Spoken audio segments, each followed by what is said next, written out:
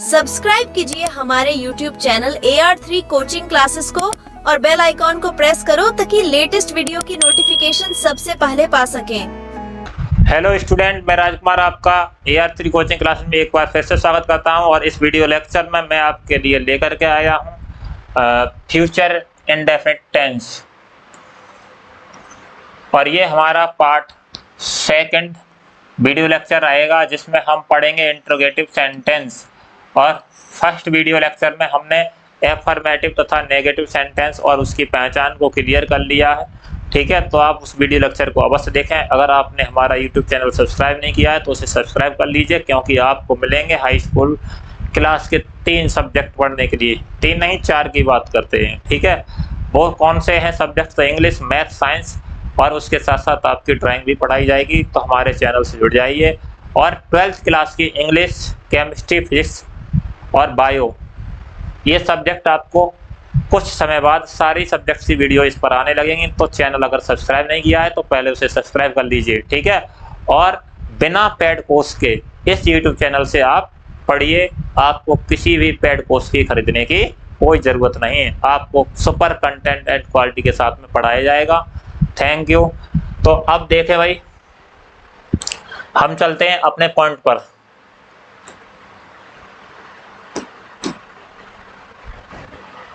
Heading डाल लीजिए interrogative sentence. ठीक है, और इंट्रोगेटिव सेंटेंस भाई 2 प्रकार के होते हैं। तो हम फर्स्ट टाइप के लिए रूल लिख रहे हैं।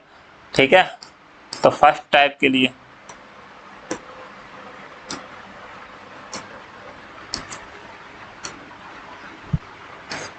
तो डाल लीजिए आप भी फर्स्ट टाइप। अब फर्स्ट टाइप में क्या पढ़ेंगे? यदि वाक्य के बीच नहीं, यदि वाक्य के प्रारंभ में क्या शब्द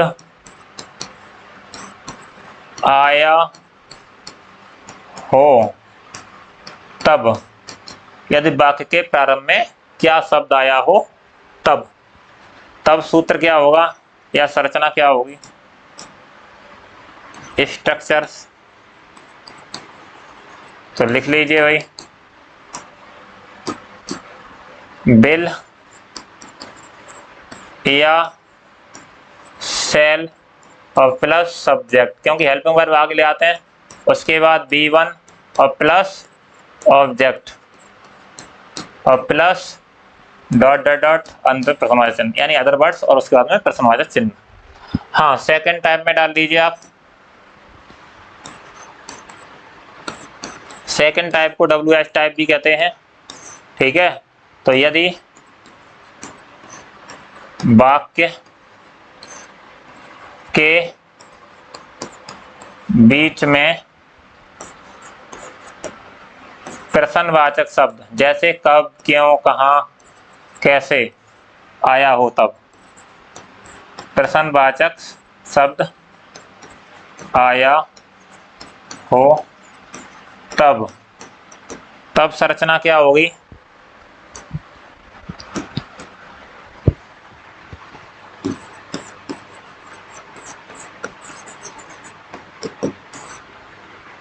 तो आपका क्वेश्चन वर्ड सर्वप्रथम,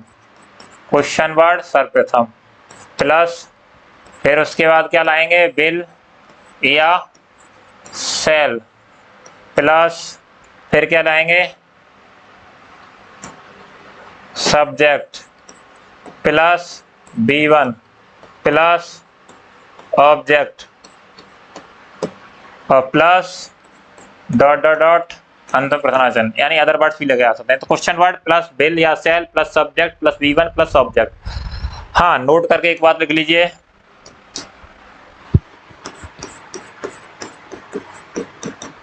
यदि प्रश्नवाचक शब्द ही सब्जेक्ट की तरह कार्य करता हो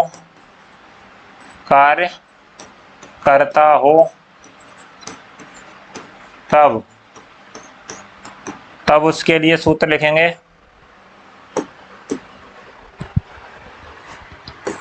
यह संरचना सर्वप्रथम क्वेश्चन वर्ड जो क्या था सब्जेक्ट है, तो मैं यहाँ लिख दे रहा हूँ कोष्टक में सब्जेक्ट, ठीक है, और प्लस बिल या सेल और प्लस सब्जेक्ट और प्लस सब्जेक्ट नहीं आएगा क्योंकि सब्जेक्ट तो हमारा ऑलरेडी हो चुका है, plus B1 plus object plus dot dot dot अंतर प्रश्नवाचक चिन्ह। हाँ, यदि वाक्य के प्रारंभ में क्या शब्द आया हो तो हम किस संरचना का प्रयोग करेंगे, बिल या shall plus subject plus B1 plus object और अंत में अदर वर्ड्स और अंतर प्रश्नवाचक चिन्ह। और यदि वाक्य के बीच में प्रश्नवाचक शब्द आया हो, क्या आया हो, प्रश्नवाचक शब्द आया हो, तब क्वेश्चन वर्ड को, उसके बाद बिल या सेल, उसके बाद सब्जेक्ट, उसके बाद B1 प्लस ऑब्जेक्ट और अंत में प्रश्नवाचक चिन्ह।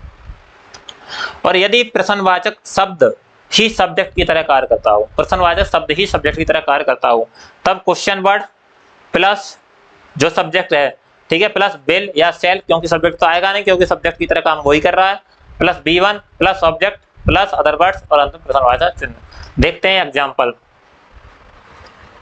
क्या वह इन खिलौनों से खेलेगा, तो क्या वह इन खिलौनों से खेलेगा,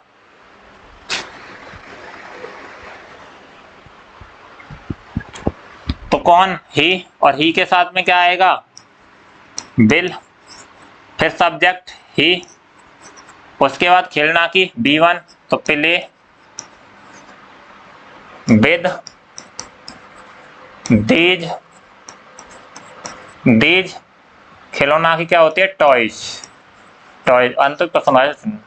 तो ये क्या आ रहा है, सब्जेक्ट सॉरी हेल्पिंग वर्ब जो बिल या सेल, उसके बाद में सब्जेक्ट और प्ले और विद दीज टॉयज, ठीक है, तो पहले B1 है और दीज टॉयज मतलब उसका कॉम्प्लीमेंट।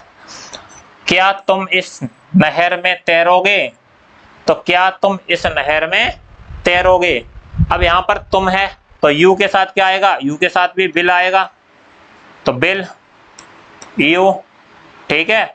अब तैरना की क्या होती है, स्विम, क्या लगाएंगे फर्स्ट फॉर्म, तो स्विम इन दिस रिवर, इस नहर में, तो इनके लिए मैं के लिए क्या लगाएंगे इन, और इसके लिए दिस, और नहर की क्या होती है कैनाल, ठीक है।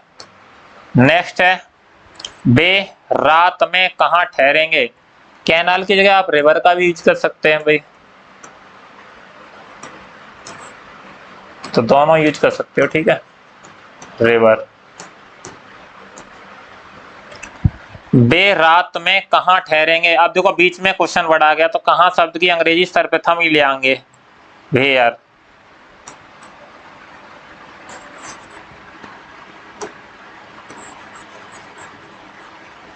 वेयर, और बे के साथ में क्या आएगा विल, उसके बाद में सब्जेक्ट दे, और ठहरना की क्या है स्टे, स्टे मीन्स ठहरना या रुकना, ठीक है, इन नाइट रात्रि में, या इन द नाइट रात्रि के समय।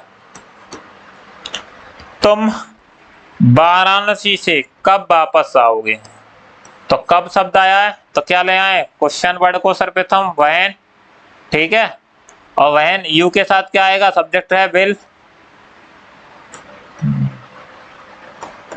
विल और फिर सब्जेक्ट यू, और वापस आना की होती है रिटर्न, रिटर्न, ठीक है। कहां से, वाराणसी से, तो किसी चीज से अलग होते हैं तो उसके लिए लाते हैं प्रीपोजिशन फ्रॉम, तो वाराणसी से अलग हो रहा है तो क्या लगा देंगे फ्रॉम वाराणसी, फ्रॉम वाराणसी, ठीक है, अंतिम प्रश्नवाचक चिन्ह।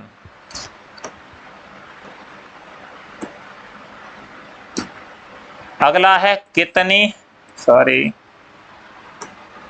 कितनी लड़कियां नाटक में भाग लेंगी, तो कितनी लड़कियां नाटक में भाग लेंगी, देखो ये आ गया पूरा सब्जेक्ट है, या क्वेश्चन वर्ड के साथ में आ रही है, मैंने जो बताया क्वेश्चन वर्ड प्लस बिल या सेल ऐसे ही प्रयोग करेंगे। तो कितनी लड़कियां, तो हाउ मैनी गर्ल्स संख्यावाचक है इसलिए, तो हाउ मैनी गर्ल्स। अब भाग लेगी तो क्या लगा दें, विल। भाग लेना तो पार्टिसिपेट, पार्टिसिपेट। आप पार्टिसिपेट नहीं लगाना चाहते हो तो आप ये काम करिए, टेकन लगा दीजिए, take, sorry, take a part in drama, drama. Drama की स्पेलिंग गलत हो गई, DRAMA, और अंत में प्रश्नवाचन। या फिर आप ऐसे भी ना सकते, how many girls will participate in drama, ठीक है, नाटक में भाग लेंगे। तो ये इंटरोगेटिव के 5 सेंटेंस है, समझ में आए। इसके बाद आगे देखे छठा, तुम मुझे पढ़ने के लिए कौन सी पुस्तक दोगे। तो कौन सी पुस्तक, सिलेक्शन की बात कर रहा है, तो विच बुक, विच बुक। अब तुम है तो तुम के साथ क्या आएगा, विल और यू। और देना की क्या होती है, फर्स्ट फॉर्म गिव, मी। मुझे दोगे, किसके लिए दोगे, तो पढ़ने के लिए, ये उद्देश्य है, तो पढ़ने के लिए तो टू रीड या फिर टू स्टडी, कुछ भी लगा दिया, अंतिम प्रश्नवाचक चिन्ह। अगला है, इन छोटे बच्चों को कौन पढ़ाएगा। तो देखो फिर आ गया कौन सा, नोट्स वाला, कौन या किसने शब्द आया, तो उसके लिए भी यही शब्द का प्रयोग करेंगे। तो कौन मतलब हु, ये खुद अपने आप में सब्जेक्ट है, और हु के साथ में विल। पढ़ाना की टीच, तो हु विल टीच, ठीक है। दीज, दीज छोटे बच्चों के लिए, तो younger, younger children, younger children, अंत में समाजक चिन्ह। अगला है, यदि वाक्य के बीच में नहीं शब्द आया है, तो लिख लीजिए इसके बारे में।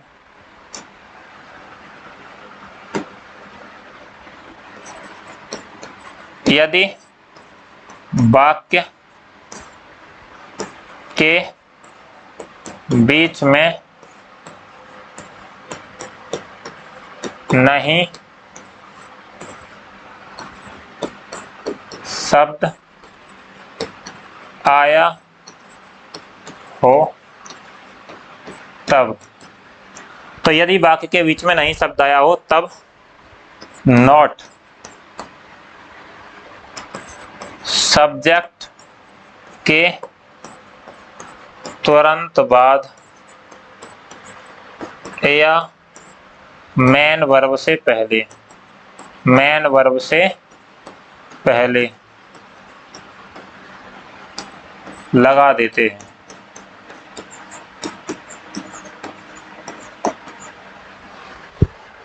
जैसे देखो, क्या वह दिल्ली नहीं जाएगी, तो क्या वह दिल्ली इंटरोगेटिव सेंटेंस है और नेगेटिव भी है, ठीक है। तो क्या करें हम, क्या के लिए क्या लाएं बेटा, तो क्या के लिए आप हेल्पिंग वर्ब लेके आएंगे, तो वह है तो उसके साथ क्या लाएंगे, विल। क्या की कोई अंग्रेजी इसमें नहीं लगाते।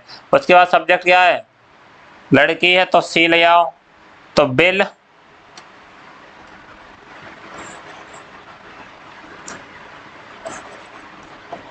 विल सी, और फिर लगा दीजिए नॉट सब्जेक्ट के बाद में, जाना की गो और टू दिल्ली। नेक्स्ट है, अगले वर्ष, अगले वर्ष तुम्हारी पढ़ाई कहाँ होगी, तो कहाँ के लिए, वेयर, ठीक है। तो वेयर, उसके बाद में क्या लाएंगे, कहाँ। अब किसकी पढ़ाई होगी, तुम्हारी, या तुम कहाँ पढ़ोगे, तो विल यू, ठीक है। तो वेयर विल यू, उसके बाद में बी स्टडी, होगा होगी वाला है तो इसलिए बी का प्रयोग कर रहे हैं, ठीक है। स्टडी की जगह पर आप कर लीजिए रीडिंग, कर लीजिए रीडिंग, पढ़ाई। ठीक है, नाउन बन रही है यहाँ पर। तो where will you be reading, ठीक है, next year, the next year, परंतु प्रश्नवाचक। तो इस प्रकार स्टूडेंट्स हमने ये टॉपिक फ्यूचर इंडेफिनिट टेंस का पार्ट सेकंड इंटरोगेटिव सेंटेंस भी क्लियर कर लिया है। अगर आपने पार्ट फर्स्ट नहीं देखा है तो उसे जा करके आप अवश्य देखें। और हाँ, स्क्रीनशॉट लेना चाहते हैं तो आप ले लीजिए स्क्रीनशॉट।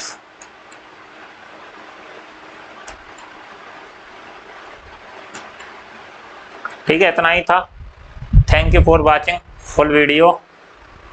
और हमारे चैनल को अगर आपने सब्सक्राइब नहीं किया है तो कर लीजिए और वीडियो को लाइक भी किया करो, जिससे हमें आगे भी हम अच्छी वीडियो आपके लिए लेकर के आए। Thank you.